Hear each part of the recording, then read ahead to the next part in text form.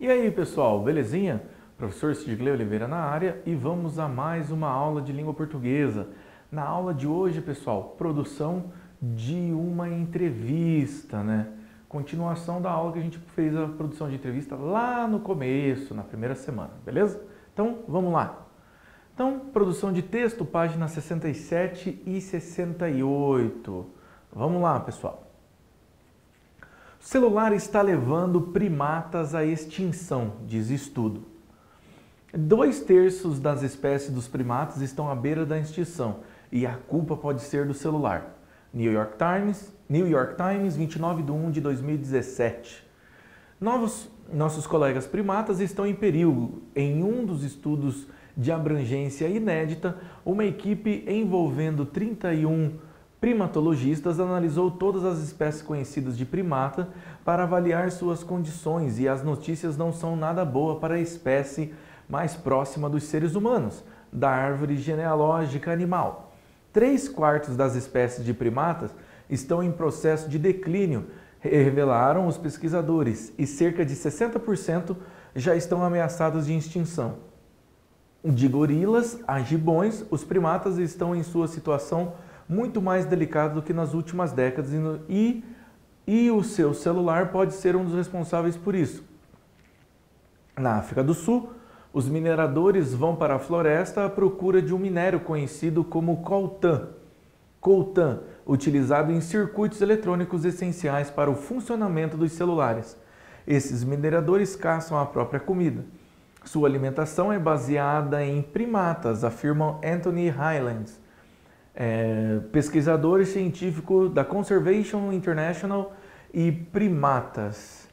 Afirma Anthony Hyland, pesquisador e científico da Conservation International e um dos autores do novo estudo que foi publicado pela revista científica Science Advanced. A situação é pior do que pensávamos há 10 anos, lamenta Catherine McKinnon, antropóloga da Universidade de St. Louis e uma das autoras do estudo. Ela e seus colaboradores identificam uma série de atividades humanas que levam os primatas ao limite, tais como a caça. A China é um grande consumidor de carne de macaco, resultado da caça de espécies na África Ocidental e do desmatamento. O estudo traz péssimas previsões sobre os primatas. Na Amazônia, a floresta está sendo transformada em pastos e campos de soja, ao passo que em Madagascar, plantações de arroz tomam conta das florestas de lêmures. Até mesmo batons, biodiesels, bolachas contribuem para a extinção dos primatas. O óleo de palma ou azeite de dendê é encontrado nesses produtos e novas plantações de palmas estão substituindo florestas inteiras no sudoeste asiático, uma das áreas com mais espécies de primatas no planeta. Hyland tem previsões pessimistas para os próximos anos. Acredito que veremos muitas espécies extintas nos próximos 50 anos e se as coisas continuarem desse jeito. Diz todas as espécies de macaco, incluindo gorilas, chimpanzés, bonobos, orangotangos e 19 espécies de gibões. Estão ameaçadas e 87% das espécies de lêmures também estão.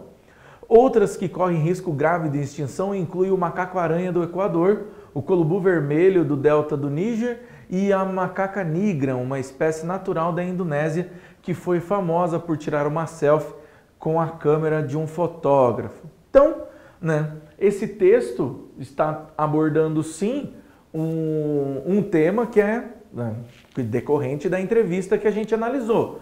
Então, nós vimos no gênero entrevista justamente a quantidade de informações que nós podemos tirar daqui. De novo, eles foram atrás de um especialista, eles foram atrás de dados, que têm fundamento, né? Eles colocaram, veja, o estudo original saiu no New York Times, mas para a gente foi disponibilizado num jornal local, né? New York Times é um dos maiores jornais dos Estados Unidos e para a gente foi colocado na Gazeta do Povo, que é um jornal local aqui da cidade de Curitiba. Então, essa associação vem justamente mostrar como são feitas as junções em entrevistas. Vejam, pessoal, o professor vai voltar um pouco. Vejo que essa entrevista aqui, ela está num texto corrido, certo? Ela está num texto corrido. Por que ela está num texto corrido? A gente não tem aquela diferenciação da outra entrevista que nós vimos, a entrevista com o Patrick Moore. Porque a dele estava dividida em pergunta e resposta, pergunta e resposta, pergunta e resposta. É uma estrutura. Essa daqui, por sua vez, também está estruturada. Só que ela já está estruturada em prosa. Ela é um texto único, onde as perguntas e as respostas já se mesclam. Eles, a partir das respostas e a partir dos dados levantados, eles já fazem os textos. Belezinha? Então, vamos lá. Como você pode perceber, muitas vezes lemos entrevistas escritas em meios de comunicação, como jornais, revistas, sites, em vez de assisti-las gravadas. Com base no que vimos quanto à sua estrutura, é a sua vez de fazer uma entrevista sempre sobre a preservação do meio ambiente. Então, escolha uma pessoa que possa ser entrevistada e crie uma pauta de pergunta, 6 no mínimo. Grave a entrevista, pode ser com o celular. Após ter gravado, transponha a gravação apresentando quem é o entrevistado antes das perguntas e respostas. E atenção, ao passar a limpo as transcrições, faça as adaptações necessárias para adequar a modalidade oral à modalidade escrita da língua. Elimine as repetições, organize os períodos para que tenham coesão e coerência. Dê um título e um subtítulo à entrevista que façam referência ao assunto. Se quiser, você pode colocar uma foto do entrevistado e destacar alguma frase que mais tenha chamado a atenção. Então, você pode publicar nas redes sociais ou então simplesmente compartilhar com os amigos. Vejam, pessoal, a ideia de levar vocês, pô, professor, eu estou em casa, pelo amor de Deus, você vem querer me dar trabalho. Gente, essa publicação você pode fazer com seus colegas, com pessoas de casa. Você pode falar sobre um determinado assunto, o emprego de uma pessoa. Vamos deixar mais abrangente? A gente pode não ficar preso na ideia do meio ambiente. Por quê? Aqui sim é importante? É super importante a gente ter esse conhecimento. Mas no momento acaba sendo mais fácil a gente trabalhar com quem a gente tem próximo. Então você pode falar com alguém que trabalha com jogos, se você conhece alguém. Você pode entrevistar a sua mãe sobre o trabalho dela, o seu pai sobre o trabalho dele. Você tem que fazer essas adaptações. Lembre-se que a pergunta, vamos supor que você delimitou o que você vai fazer. Sei lá, vou entrevistar o meu vô porque o meu vô trabalha, sei lá, caçando dragão no Himalaia. Vamos supor que seja esse o trabalho do seu vô. Você vai ter que ir atrás de informações para que o seu texto fique mais rico. Você pode fazer duas coisas. Você pode entregar as perguntas para o entrevistado.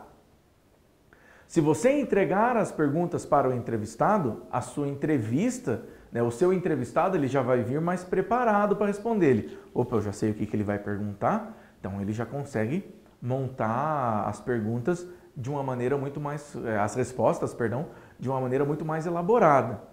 Ou você pode querer pegar também a expressão da pessoa, como que ela reagiu. Vejam, quando você passar ela nas duas entrevistas que nós analisamos, quando você for transcrever, as marcas de oralidade têm que ser deixadas de lado. Como assim deixada de lado, professor? Tem marcas da oralidade que a gente não vai utilizar, certo? Quais marcas de oralidade nós não vamos utilizar? Aquele rapaz, você já fala, fulano, que ele, você não coloca aquele, vírgula, rapaz, reticência. Você vai colocar, fulano de tal que fez tal ação.